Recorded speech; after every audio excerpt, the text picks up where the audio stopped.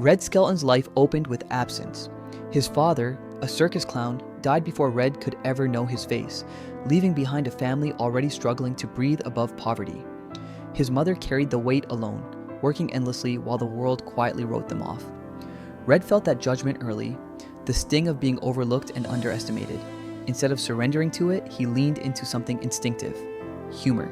Selling newspapers as a child, he learned how a smile could soften even the hardest day. Laughter became his shield and his language. Long before stages and spotlights, Red understood one truth deeply: joy could be an act of survival. A door opens. Behind the curtain. Fate often arrives quietly, and for Red, it came through a kind glance from a stranger. While hawking newspapers outside a theater, he caught the attention of Ed Wynn, who invited him inside. That moment cracked open a new world. The smell of grease paint, the rhythm of applause, it all took hold of him. Soon, school gave way to the road. Traveling shows were unforgiving, filled with long nights and thin pay, but Red thrived in the chaos. He learned timing, resilience, and how to read a crowd's soul. Every failure sharpened him. Entertainment was no longer a dream, it was a calling shaped by sweat and stubborn hope. Crafting comedy, finding his voice. Vaudeville gave Red Skelton a place to belong. Alongside his wife and creative partner, Edna Stillwell, he refined his instincts into polished comedy.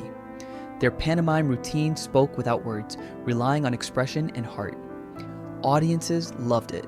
Radio soon followed, where Red's imagination flourished.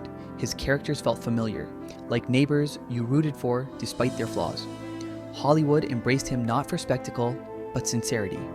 Film after film, Red offered gentle humor that welcomed everyone in. He never needed cruelty or shock. His comedy rested on warmth, innocence, and human clumsiness.